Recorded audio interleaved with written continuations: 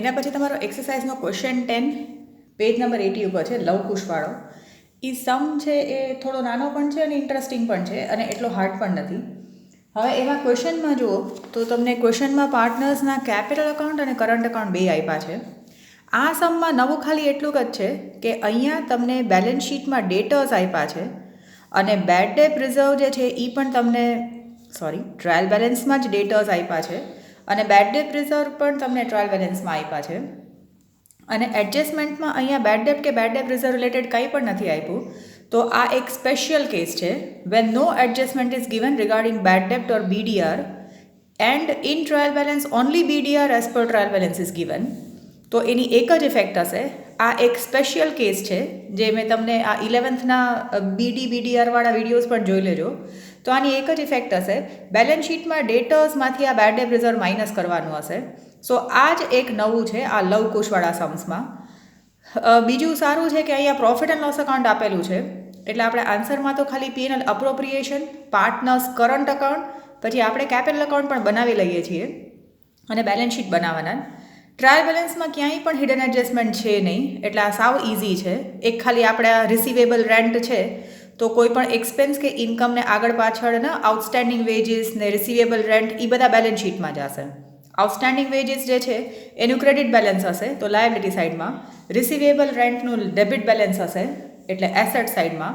પછી આ pre received income છે, commission received in advance. So pre received income if given in trial balance તો એની એક જ ઇફેક્ટ હશે બેલેન્સ શીટમાં લાયબિલિટી સાઇડમાં. અને એક છે આ prepaid insurance premium. So if prepaid expense is given in trial balance, it has only one effect, that is balance sheet asset side. તો આ તમે 11થના પણ ઓલા પ્રીપેડ અનપેડ વાળા જે વિડીયો જોયા છે એના જેવો જ આ સમ છે. સો એ કમ્પેરેટિવલી ઇઝી સમ છે. એડજસ્ટમેન્ટ્સમાં પણ એટલું કંઈ ડિફિકલ્ટ છે નહીં. એક તો સીધું સાધું ઇન્ટરેસ્ટ ઓન કેપિટલ છે જે આપણે કેપિટલ પર નીકાળીએ, ડ્રોઈંગ્સ ઉપર ઇન્ટરેસ્ટ છે એમાં કાંઈ પણ કોમ્પ્લિકેશન્સ છે નહીં, અને કરંટ અકાઉન્ટ ઉપર 10% ઇન્ટરેસ્ટ છે. પછી સેલેરી આપવાની છે એક આ કુશને, મંથલી સેલેરી 1800, તો એ અપ્રોપ્રિએશન અકાઉન્ટમાં ડેબિટ સાઇડમાં અને પાર્ટનર્સ કરંટ અકાઉન્ટમાં ક્રેડિટ સાઇડમાં. અને લાસ્ટમાં કીધું છે કે આ બધું પતી જાય ત્યારે રિમેનિંગ પ્રોફિટમાંથી 10% કમિશન આપવાનું છે કુશને. જો સીધું સાધું 10% કમિશન છે, આફ્ટર ચાર્જિંગ કમિશન કીધું નથી એટલે એ પણ શાંતિ છે, જેવું આપણે પ્રીવિયસ સમમાં કર્યું હતું એવું. તો આ ક્વેશ્ચન જોજો, આ પણ કમ્પેરેટિવલી ઇઝી સમ છે એટલે કદાચ એ લોકો ઇઝી ક્વેશ્ચન્સ પેપર નીકાળે તો આવા સમ્સ પૂછી શકે. સો એડજસ્ટમેન્ટથી સ્ટાર્ટ કરીએ. હા, અને બીજું એક નવું એ છે કે સ્ટાર્ટિંગમાં કીધું છે કે એ લોકોનો પાર્ટનરનો જે પ્રોફિટ આવશે એમાંથી 60% પ્રોફિટ 3:2માં ડિસ્ટ્રીબ્યુટ કરશે અને રિમેનિંગ પ્રોફિટ 2:1માં. તો એ તો ખાલી આપણે લાસ્ટમાં કરવાનું રહેશે. એ કોમ્પ્લિકેશનવાળું નથી, એ ખાલી કેલ્ક્યુલેશનમાં ધ્યાન રાખવાનું છે. સો ઇન્ટરેસ્ટ ઓન કેપિટલથી પહેલાં સ્ટાર્ટ કરીએ. સો ઇન્ટરેસ્ટ ઓન કેપિટલ 6% છે. તો સૌથી પહેલાં આપણે કેપિટલ બેલેન્સીસ લખશું પાર્ટનર્સ કેપિટલ અકાઉન્ટમાં. ડાયજેસ્ટમાં કે એમાં એ લોકોએ ઘણી વખત નથી બનાવતા, બટ આપણે બનાવી લઈએ પાર્ટનર્સ કેપિટલ અકાઉન્ટમાં બાય બેલેન્સ બ્રોટ ફોરવર્ડ. તો કેપિટલના ઓલવેઝ ક્રેડિટ બેલેન્સ હોય. સો એ 1,20,000 અને 80,000. અને આ કેપિટલ બેલેન્સીસ ઉપર આપણે 6% ઇન્ટરેસ્ટ કાઢશું, પણ એ ઇન્ટરેસ્ટ ઓન કેપિટલ લખશું આપણે કરંટ અકાઉન્ટમાં ક્રેડિટ સાઇડમાં. સો અહીંયા કરંટ અકાઉન્ટમાં ક્રેડિટ સાઇડમાં અહીંયા થોડી જગ્યા છોડીએ છીએ ઓપનિંગ બેલેન્સ લખવા. સો આ ઇન્ટરેસ્ટ ઓન કેપિટલ છે એટ ધ રેટ ઓફ 6%. હવે પાછળ અમાઉન્ટ લખ્યા છે એટલે અહીંયા હું પાછું એક્સપ્લેનેશન લખી દઉં છું. 1,20,000ના 6% અને 80,000ના 6%. તો તમારું આવશે અહીંયા અમાઉન્ટ 7,200 અને 6 8 4,800. સો ઇન્ટરેસ્ટ ઓન કેપિટલની એક ઇફેક્ટ આવી પાર્ટનર્સ કરંટ અકાઉન્ટમાં ક્રેડિટ સાઇડમાં, અને આ જ amount profit and loss appropriation અકાઉન્ટમાં ડેબિટ સાઇડમાં. તો અહીંયા પ્રોફિટ એન્ડ લોસ અપ્રોપ્રિએશન જ કરવું પડશે કારણ કે પ્રોફિટ એન્ડ લોસ આપેલું છે અને એવું એકેય એડજસ્ટમેન્ટ નથી કે જે આપણે પ્રોફિટ એન્ડ લોસમાં લખવાનું બાકી હોય. સો અહીંયા આગળ પણ આ ઇન્ટરેસ્ટ ઓન કેપિટલ આ લવ અને કુશનું, તો લવનું અમાઉન્ટ છે 7,200 અને આનું 4,800. ઇન્ટરેસ્ટ ઓન કેપિટલ 6% પછી ઇન્ટરેસ્ટ ઓન ડ્રોઈંગ્સ 10% છે. તો સિન્સ આ ફિક્સ્ડ કેપિટલ અકાઉન્ટ મેથડ છે તો આપણે ડ્રોઈંગ્સ પણ લખશું પાર્ટનર્સ કરંટ અકાઉન્ટમાં. તો ડ્રોઈંગ્સ તમે ટ્રાયલ બેલેન્સમાંથી જોશો તો ડેબિટ સાઇડમાં છે 40,000 અને 12,000 અને એની જ નીચે એનું interest on drawings at the rate of 10% કરીએ તો 40,000ના 10% એટલે 4,000, 12,000ના 10% એટલે 1,200. સો એક ઇફેક્ટ હશે ઇન્ટરેસ્ટ ઓન ડ્રોઈંગ્સની પાર્ટનર્સ કેપિટલ કે કરંટ અકાઉન્ટમાં ડેબિટ સાઇડમાં, અને બીજી ઇફેક્ટ હશે પ્રોફિટ એન્ડ લોસ અપ્રોપ્રિએશન અકાઉન્ટમાં ક્રેડિટ સાઇડમાં. સો ક્રેડિટ સાઇડમાં by IOD interest on drawings આ લવ અને કુશનું. તો અહીંયા પણ તમે જોઈ શકો અમાઉન્ટ છે આ 4,000 અને 1,200. તો પ્રોફિટ એન્ડ લોસ અપ્રોપ્રિએશન અકાઉન્ટમાં ક્રેડિટ સાઇડમાં 4,000 અને 1,200. એના પછી છે interest on 10% on current account balance. તો કરંટ અકાઉન્ટનું બેલેન્સ જોશો તો લવનું બેલેન્સ ક્રેડિટ બેલેન્સ છે. તો અહીંયા જેમ કે અહીંયા બેલેન્સ બ્રોડ ફોરવર્ડ કરીએ કરંટ અકાઉન્ટમાં તો લવનું બેલેન્સ જે છે એ ક્રેડિટ સાઇડમાં છે એટલે અહીંયા ક્રેડિટ સાઇડમાં લખશું 8,000 અને કુશનું બેલેન્સ ડેબિટ બેલેન્સ છે. સો કુશમાં ડેબિટ સાઇડમાં 12,000 અને અહીંયા આગળ ટુ બેલેન્સ બ્રોટ ફોરવર્ડ. પછી જે સાઇડ બેલેન્સ હશે એ સાઇડ જ એનું ઇન્ટરેસ્ટ ઓન કરંટ અકાઉન્ટ આવશે. So interest on current account 10% છે તો આની નીચે લખી નાખીએ આ ઇન્ટરેસ્ટ ઓન કરંટ અકાઉન્ટ એ એટ ધ રેટ ઓફ 10% જ છે. તો 8,000ની નીચે અહીંયા 800 અને આ 12,000ની નીચે એના 10% એટલે કે 1,200. તો ઇન્ટરેસ્ટ ઓન કરંટ અકાઉન્ટ આ એટ ધ રેટ ઓફ 10%. જો આ 8,000ના 800 અને આ 12,000ના 1,200 જે સાઇડ બેલેન્સ હશે એનું ઇન્ટરેસ્ટ એની નીચે જ આવશે. જેમ કે આપણે કેપિટલનું બેલેન્સ હોય ક્રેડિટ સાઇડમાં હોય તો ઇન્ટરેસ્ટ ઓન કેપિટલ આ સાઇડ આવે, ડ્રોઈંગ્સ ડેબિટ સાઇડમાં હોય તો એનું ઇન્ટરેસ્ટ ઓન ડ્રોઈંગ્સ અહીંયા આવે. એવી રીતે જ કરંટ અકાઉન્ટમાં જે સાઇડ બેલેન્સ હશે એ સાઇડ એનું ઇન્ટરેસ્ટ ઓન કરંટ અકાઉન્ટ આવશે. પછી આપણે ખબર છે કે પાર્ટનર્સ કરંટ અકાઉન્ટમાં જે વસ્તુ ક્રેડિટ સાઇડમાં લખીએ તો એ પ્રોફિટ એન્ડ લોસ અપ્રોપ્રિએશન અકાઉન્ટમાં ડેબિટ સાઇડમાં હશે. જેમ કે અહીંયા લવનું interest on current account credit સાઇડમાં છે તો P&L અપ્રોપ્રિએશન અકાઉન્ટમાં ડેબિટ સાઇડમાં to interest on current account. તો કરંટ અકાઉન્ટ અહીંયા લવનું છે તો એનું 800 અને આનું interest on current account debit સાઇડમાં છે 1,200. તો P&L અપ્રોપ્રિએશન અકાઉન્ટમાં આવશે ક્રેડિટ સાઇડમાં. તો અહીંયા interest on current account of કુશ તો એ છે અહીંયા 1,200. એટલે આ પણ ઇઝી છે તમે જોશો તો. પછી મંથલી સેલરી આપવાની છે 1,800 કુશને. તો 1,800 પર મંથ છે તો આપણે એને મલ્ટીપ્લાય કરશું. અહીંયા આપણે લખી નાખીએ P&L અપ્રોપ્રિએશન અકાઉન્ટમાં ડેબિટ સાઇડ સેલરી ટુ કુશ એને આપવાના છે 1,800 પર મંથ. સો 1,800 ઇન્ટુ 12 કરીને જોઈ લઈએ કે ટોટલ કેટલા દેવાના થાય. સો 1,800 ઇન્ટુ 12 કરીએ તો 21600 થાય છે. અને ટ્રાયલ બેલેન્સમાં આપણે જોઈએ તો ક્યાંય પણ આપણને કુશની સેલેરી આપવાની છે કે સેલેરી પણ ક્યાંય આપેલું છે નહીં. સો એક effect profit and loss appropriation અકાઉન્ટમાં ડેબિટ સાઇડમાં અને આ કુશની સેલેરી છે તો પાર્ટનર્સ કરંટ અકાઉન્ટમાં ક્રેડિટ સાઇડમાં અહીંયા આગળ બાય સેલેરી. તો લવને નથી મળતી કુશને મળે છે. સો કુશના કોલમમાં 21600. સો સેલેરીની બે effect profit and loss appropriation અકાઉન્ટમાં ડેબિટ સાઇડ અને પાર્ટનર્સ કરંટ અકાઉન્ટમાં ક્રેડિટ સાઇડ રિસ્પેક્ટિવ પાર્ટનરના કોલમમાં. હવે આ બધું પતી ગયું. પછી આપવાનું છે કે આ બધું જ થઈ જાય પછી રિમેનિંગ પ્રોફિટમાંથી કમિશન આપવાનું છે કુશને. તો આપણે ખાલી લખીને રાખી શકીએ અહીંયા કે આપણે કમિશન આપવાનું છે કમિશન ટુ કુશ, પણ એ તો બધું પતી જાય પછી આપવાનું છે. તો અત્યારના તો આપણે પહેલાં ખાલી એડજસ્ટમેન્ટ કર્યા. હવે ટ્રાયલ બેલેન્સમાં જે વસ્તુ આપી છે એ બધું એક એક વખત લખી નાખીએ. તો હવે આપણે ટ્રાયલ બેલેન્સથી સ્ટાર્ટ કરીએ. તો ટ્રાયલ બેલેન્સમાં સૌથી પહેલાં કેપિટલ અને ડ્રોઈંગ્સ છે તો એ આપણા લખાઈ ગયા. જોજો 1,20,000 80,000 લખાઈ ગયા અને ડ્રોઈંગ્સના 40,000 અને 12,000 પણ લખાઈ ગયા. પછી કરંટ અકાઉન્ટના બેલેન્સ પણ 8,000 12,000 લખાઈ ગયા. પછી પ્રોફિટ એન્ડ લોસ અકાઉન્ટમાં તમને એ લોકોએ ક્રેડિટ બેલેન્સ આપ્યું છે. સો પ્રોફિટ એન્ડ લોસ અકાઉન્ટનું ક્રેડિટ બેલેન્સ મતલબ નેટ પ્રોફિટ છે. તો એ પ્રોફિટ એન્ડ લોસ અપ્રોપ્રિએશન અકાઉન્ટમાં ક્રેડિટ સાઇડમાં by profit and loss account બ્રેકેટમાં લખી શકીએ કે એ નેટ પ્રોફિટ હશે. તો નેટ પ્રોફિટ આપ્યા છે 80,000. પ્રોફિટ એન્ડ લોસ અકાઉન્ટ પછી ક્લોઝિંગ સ્ટોક છે કારણ કે તમે ટ્રાયલ બેલેન્સની ડેટ છે એ 31/3/2017 છે અને સ્ટોકની ડેટ પણ એ જ છે. સો if closing stock is given in trial balance it has only one effect, that is balance sheet asset side. So balance sheet asset સાઇડમાં આપણે આ ક્લોઝિંગ સ્ટોક લખી નાખીએ. સો ક્લોઝિંગ સ્ટોકની વેલ્યુ છે 72,000. પછી ક્લોઝિંગ સ્ટોક પછી પ્રીપેડ ઇન્સ્યોરન્સ પ્રીમિયમ છે. So prepaid expense if given in trial balance has only one effect, that is balance sheet asset side.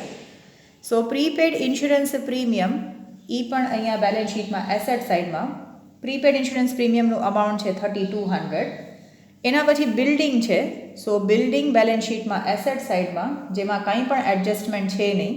So building છે 1,60,000. એના પછી ડેટર્સ છે. તો ડેટર્સ બેલેન્સ શીટમાં એસેટ સાઇડમાં લખશું, પણ મેં જેમ કીધું એમ કે આ એક સ્પેશિયલ કેસ છે જેમાં બેડ ડેટ રિઝર્વ ટ્રાયલ બેલેન્સમાં આપેલું છે. તો અત્યારના આપણે ડેટર્સનું બેલેન્સ જે છે એ આપણે ઇનર કોલમમાં લખીએ 80,000. કદાચ એક્ઝામમાં ફટાફટ કરતી વખતે આપણે ભૂલી જાય તો આપણે ડેટર્સ લખ્યા હશે અહીંયા આઉટર કોલમમાં 80,000 અને પછી અહીંયા આપણે કંઈ કરેક્શન ન કરવું હોય તો બેડ ડેટ રિઝર્વ આપણે લાયબિલિટી સાઇડ પણ લખી શકીએ. હવે અહીંયા આપણે પહેલાંથી ક્વેશ્ચન જોયેલો છે અને આપણે ખબર છે કે આ સ્પેશિયલ કેસ છે. સો એવરી ટાઈમ તમે ક્વેશ્ચન આખો વાંચો તો જુઓ કે એમાં કંઈક તો પર્ટિક્યુલર આપ્યું હશે. સો આ સ્પેશિયલ કેસ છે એટલે ટ્રાયલ બેલેન્સનું બેડ ડેટ રિઝર્વ આપણે માઇનસ કરશું જ્યારે આપણે ત્યાં પહોંચશું ત્યારે. સો ડેટર્સ છે 80,000 એટલે જેને આપણે અત્યારના ઇન્ટરનલ ઓર ઇનર કોલમમાં લખ્યા છે અને બેલેન્સ શીટમાં લાયબિલિટી સાઇડમાં ક્રેડિટર્સ. સો ક્રેડિટર્સનું અમાઉન્ટ છે 28,000. ડેટર્સ અને ક્રેડિટર્સ પછી કેશ એન્ડ બેંક બેલેન્સ છે. તો એ પણ જરા બરાબર જોજો. કેશ બેલેન્સ હંમેશા ડેબિટ બેલેન્સ હશે. સો 4800 જે આપ્યું છે એ કેશ બેલેન્સ છે અને જો બેંક બેલેન્સ 20,000 ક્રેડિટ સાઇડમાં આપ્યું છે તો એને આપણે લાયબિલિટી સાઇડમાં લખવું પડશે. બિકોઝ એનો મતલબ છે કે 20,000 ક્રેડિટ સાઇડમાં છે, દેટ મીન્સ કે એ બેંક ઓવરડ્રાફ્ટ છે. એ લોકોએ કીધું નથી પણ આપણા અન્ડરસ્ટેન્ડિંગ માટે આપણે લખીએ છીએ કે credit balance of bank is called bank overdraft. Bank overdraft પછી બિલ્સ પેએબલ છે. સો બિલ્સ પેએબલ પણ બેલેન્સ શીટમાં લાયબિલિટી સાઇડમાં એ છે 1,14,000. બિલ્સ પેએબલ પછી મોર્ટગેજ લોન છે. હવે આટલું સારું છે કે આ મોર્ટગેજ લોનમાં એ લોકોએ પર્સન્ટેજ નથી આપ્યા. જો મોર્ટગેજ લોનમાં આપણને પર્સન્ટેજ આપ્યા હોત તો આપણે હિડન એડજસ્ટમેન્ટ સમજી અને ઇન્ટરેસ્ટ જો ટ્રાયલ બેલેન્સમાં ન હોત તો એના ઉપર આપણે બે ઇફેક્ટ કરવી પડી હોત ઇન્ટરેસ્ટ ઓન લોનની. પણ અહીંયા કંઈ છે નહીં એટલે ખાલી લોન અમાઉન્ટ લાયબિલિટી સાઇડમાં 1 લાખ. મોર્ટગેજ લોન પછી ગુડવિલ છે જે ઇનટેન્જિબલ એસેટ છે. તો આ યાદ રાખજો. અગેઇન કહું છું કે આ આપણે એડમિશન રિટાયરમેન્ટ કરતા નથી કે આપણે પાર્ટનર્સ કેપિટલ એકાઉન્ટમાં બંધ કરી દઈએ. અહીંયા બેલેન્સ શીટ ગુડવિલ જે છે એ બેલેન્સ શીટમાં દર્શન આપશે એટલે ગુડવિલ બેલેન્સ શીટમાં એસેટ સાઇડ 40,000. પછી આઉટસ્ટેન્ડિંગ વેજીસ છે. આઉટસ્ટેન્ડિંગ વેજીસ એટલે કે અનપેઇડ વેજીસ છે. તો એ ટ્રાયલ બેલેન્સમાં છે એટલે બેલેન્સ શીટમાં લાયબિલિટી સાઇડમાં અને એનું ક્રેડિટ બેલેન્સ આપેલું છે 2800. આઉટસ્ટેન્ડિંગ વેજીસ પછી રિસીવેબલ રેન્ટ છે. તો રિસીવેબલ રેન્ટ આપણને મળવાની બાકી છે. સો બેલેન્સ શીટમાં એસેટ સાઇડમાં 1,600. રિસીવેબલ રેન્ટ પછી કમિશન રિસીવડ ઇન એડવાન્સ છે. તો આમ પણ તમે ડિસાઇડ ન કરી શકતા હોય તો કઈ સાઇડ આપેલું છે એ જોઈ લેજો. ક્રેડિટ સાઇડમાં આપ્યું છે તો બેલેન્સ શીટમાં લાયબિલિટી સાઇડમાં કમિશન રિસીવડ ઇન એડવાન્સ આ પ્રી રિસીવડ ઇન્કમ છે. તો પ્રી રિસીવડ ઇન્કમ આપી છે તમને 800 છે કમિશન રિસીવડ ઇન એડવાન્સ. પછી 8,000 છે એ બેડ ડેટ રિઝર્વ આપ્યું છે. તો આપણે ડેટર્સમાંથી માઇનસ કરીએ છીએ આ સ્પેશિયલ કેસ એટલે આ એક સમમાં યાદ રાખજો સ્પેશિયલ કેસ છે જ્યારે આપણે ટ્રાયલ બેલેન્સનું બેડ ડેટ રિઝર્વ અહીંયાથી માઇનસ કરીએ. સો આઉટર કોલમમાં ડેટર્સ આવી જશે 72,000ના. બેડ ડેટ રિઝર્વ પછી પેટર્ન્સ છે. સો પેટર્ન્સ બેલેન્સ શીટમાં એસેટ સાઇડમાં 12,000 અને ફર્નિચર પણ છે જે છે બેલેન્સ શીટમાં એસેટ સાઇડ 24,000. તો આ સમમાં જોજો પર્ટિક્યુલરલી ક્યાંય પણ ઇન્ટરકનેક્ટેડ એડજસ્ટમેન્ટ છે નહીં તો એટલો ડિફિકલ્ટ છે નહીં. આ ઓલરેડી આપણને પ્રોફિટ એન્ડ લોસનું બેલેન્સ આપ્યું છે એટલે આપણે બે વસ્તુ તો બનાવવાની નથી, ટ્રેડિંગ કે પીનલ બનાવવાનું નથી. એક ઇમ્પોર્ટન્ટ છે આ ડેટર્સમાંથી bad debt reserve as per trial બેલેન્સવાળું. તો હવે બધું પૈસા પછી આપણે બંધ કરીએ કારણ કે આપણે હજી આને કમિશન આપવાની છે. તો આનું કેલ્ક્યુલેશન સ્ટાર્ટ કરીએ તો પહેલાં આપણે ક્રેડિટ સાઇડનો ટોટલ કરીએ. સો ક્રેડિટ સાઇડમાં આ 80,000 પ્લસ 4,000 પ્લસ 1,200 કરશું. તો આમાં આપણે ક્રેડિટ સાઇડનો ટોટલ કરશું તો 86400 છે અને 8 લાખનું ટોટલ કરશું તો 34400 છે. સો એકચ્યુઅલી કમિશન માટે આ 86400 માઇનસ 34400 કરશું તો આપણને આવશે 52,000. કુશને કમિશન આપવાનું છે 10%, સીધું સાદું જ કમિશન છે એટલે ઇન્ટુ 10/100. સો એ આવશે 5,200. અને આપણે કમિશન આપીએ છીએ તો આ અમાઉન્ટની બીજી ઇફેક્ટ હશે પાર્ટનર્સ કરંટ અકાઉન્ટમાં ક્રેડિટ સાઇડમાં. જો આ કેલ્ક્યુલેશન પણ ઇઝી છે, ક્રેડિટ સાઇડના ટોટલમાંથી આપણે આટલું માઇનસ કર્યું જેનો ટોટલ મેં લખ્યો છે, તો તમે પણ પ્રેક્ટિકલી કરીને જોજો. અને સીધું સાદું કમિશન છે, ઓલું આફ્ટર ચાર્જિંગ કમિશનવાળું છે નહીં. સો 5,200 અને આ જ 5,200 પાર્ટનર્સ કરંટ અકાઉન્ટમાં ક્રેડિટ સાઇડમાં અહીંયા આગળ બાય કમિશન. તો કમિશન હવે કુશને મળે છે, તો કુશનું કમિશન 5,200. સેલેરી પણ એને મળતી હતી અને કમિશન પણ એને જ મળે છે 5,200. પછી આપણે કહી શકીએ કે હવે જે બાકીનું છે એ પાર્ટનર્સ કરંટ અકાઉન્ટમાં નાખવા માટેનું ડિવિઝિબલ પ્રોફિટ હશે. સો અહીંયા સુધી તો આપણે પહોંચી ગયા છે 52,000 સુધી. સો 52,000માંથી 5,200 માઇનસ કરીએ તો આપણને ડિવિઝિબલ પ્રોફિટ મળશે 46800. તો હવે આ લવ અને કુશને આપવાનું થશે. બટ આમાં એ લોકોએ સ્ટાર્ટિંગમાં આપણને કન્ડિશન્સ આપી છે કે પ્રોફિટ કેવી રીતે ડિસ્ટ્રીબ્યુટ કરશે, તો એનું એક કેલ્ક્યુલેશન જોઈ લઈએ. તો પ્રોફિટ ડિસ્ટ્રીબ્યુશન માટે એ લોકોએ કથા આપી છે કે જેટલો પણ ડિવિઝિબલ પ્રોફિટ આવશે એમાંથી 60% 3:2 ડિસ્ટ્રીબ્યુટ કરશે અને રિમેનિંગ એટલે 40% એ 2:1 કરશે. તો આપણે અહીંયા આગળ ખાલી કેલ્ક્યુલેશન કરીને રાખીએ તો આ 46800 એના આપણે 60% કરીએ પહેલાં. સો 60% આવશે 28,080.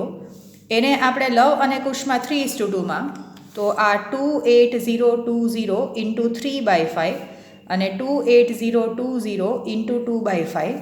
તો આ ઇન્ટુ 3 ડિવાઇડેડ બાય 5 કરશું તો અહીંયા આવશે 16,848 અને અહીંયા આગળ ઇન્ટુ 2 ડિવાઇડેડ બાય 3 કરી નાખશું તો 11,232 આવશે. એટલે આ 60%નું ડિસ્ટ્રીબ્યુશન કર્યું. હવે 46800ના 40% કરીએ તો એ આવે છે 18,720. તો 18,720 ઇન્ટુ 2/3 લવને મળશે અને 18,720 ઇન્ટુ 1/3 કુશને મળશે. તો આ 18,720 ઇન્ટુ 2 ડિવાઇડેડ બાય 3 કરીએ તો આ છે 12,480 અને આ 18,720 ડિવાઇડેડ બાય 3 કરીએ તો એ મળે છે 6,240. તો એનો મતલબ કે લવને મળશે this amount plus this amount અને આને આ બે અમાઉન્ટ. તો આપણે રિસ્પેક્ટિવલી પ્લસ કરીને જોઈએ કે લવ ને કુશને કેટલા મળશે. આ બેનું એડિશન કરીએ તો એ બેનું પ્લસ કરશો તો આનું પ્લસ આવશે 29,328. આ બેનું એડિશન આવશે 17,472. તો આપણે અહીંયા ડિવિઝિબલ પ્રોફિટ આવ્યો એ આ પ્રોફિટ એન્ડ લોસ અપ્રોપ્રિએશન અકાઉન્ટમાં હવે અમાઉન્ટ લખી નાખીએ 29,328 અને 17,472. પછી આ ડિવિઝિબલ પ્રોફિટ છે એટલે પાર્ટનર્સ કરંટ અકાઉન્ટમાં ક્રેડિટ સાઇડમાં અહીંયા આગળ by profit and loss appropriation account અને બ્રેકેટમાં લખી શકીએ ડીપી ડિવિઝિબલ પ્રોફિટ. સો 29,328 અને 17,472 એ ડિસ્ટ્રીબ્યુટ કરી નાખીએ. પછી આ સમ થઈ ગયો પૂરો. તો હવે આમાં આમ પણ જોઈએ એવું હોય તો પહેલાં બે સાઈડનો ટોટલ કરીને જોઈએ. પહેલાં લવનો ડેબિટ ક્રેડિટ સાઇડનો ટોટલ કરીએ તો તમે આ લવમાં ક્રેડિટ સાઇડનો ટોટલ આવશે 45,328 અને ડેબિટ સાઇડનો ટોટલ આવે છે 44,000. તો એનો મતલબ કે એનું બેલેન્સ અહીંયા આવશે. તો આપણે અહીંયા લખીએ બેલેન્સ કેરીડ ફોરવર્ડ. લવના કેસમાં આ 45,328 માઇનસ આ 44,000 તો આવે છે અહીંયા આગળ 1328 અને પછી અહીંયા ગ્રેટર ટોટલ જે છે એ બે સાઈડ લખી નાખીએ 45,328. તો લવનું ક્રેડિટ બેલેન્સ છે. એવી રીતે કુશનો પણ બે સાઈડનો ટોટલ કરીએ. પછી અહીંયા કુશનો બે સાઈડનો ટોટલ કરશું તો 49,072 અને 26,400 આવે છે. તો એનું પણ અહીંયા જ બેલેન્સ આવશે. આમાંથી આ માઇનસ કરશું તો આપણને આવશે 22,672. ગ્રેટર ટોટલ બે સાઈડ 49,072 અહીંયા પણ 49,072. તો આ બેના ક્રેડિટ બેલેન્સ છે. જો કરંટ અકાઉન્ટ હોય એમાં હોઈ શકે ડેબિટ બેલેન્સ હોય એટલે આપણે બે સાઈડ ટોટલ કરીને જોઈ લઈએ. કરંટ અકાઉન્ટના બેલેન્સીસ બેલેન્સ શીટમાં લાયાબિલિટી સાઇડમાં. તો અહીંયા થોડું ડિસ્ટન્સ પછી લખીએ છીએ. અહીંયા કરંટ અકાઉન્ટ લવ અને કુશ. તો અહીંયા જેમ કર્યું એમ આ 1328 અને 22672 આ 1328 અને 22672 તો એનું બેલેન્સ એમને અને એના પછી આ કેપિટલ બેલેન્સીસ ખાલી કરીને લખી નાખીએ. બેલેન્સ કેરીડ ફોરવર્ડ 1,20,000 અને અહીંયા આગળ 80,000, કારણ કે આ કેપિટલ અકાઉન્ટ તો એમને જ આપણે ખાલી ક્લોઝ કરવાના છે, એમાં કંઈ પણ ટ્રાન્ઝેક્શન્સ છે નહીં. આ 1,20,000 અને 80,000. સો હવે અહીંયા કેપિટલ બેલેન્સીસ લાસ્ટમાં લખી નાખીએ. તો લવ અને કુશના કેપિટલ બેલેન્સીસ છે 1,20,000 અને અહીંયા આગળ 80,000. તો આ બધું પૈતા પછી આપણે જોઈ લઈએ કે બેલેન્સ શીટ ટેલી થઈ જાય છે કે નહીં. તો પછી તમે ટોટલ કરીને જોશો આ બધું લખ્યા પછી તો બે સાઈડ ટેલી થઈ જશે. એટલે આ સમમાં નવું ખાલી છે એક તો આ પ્રોફિટ એન્ડ લોસ ડિસ્ટ્રીબ્યુશનમાં કથા કરી છે એ, પછી આ બેડ ડેટ રિઝલ્ટ ટ્રાયલ બેલેન્સનું છે એ કંઈ નથી આપ્યું એટલે માઇનસ થશે. કરંટ અકાઉન્ટને કેપિટલ આપ્યા છે એટલે આપણે બધા જ ઇફેક્ટ લખશું કરંટ અકાઉન્ટમાં.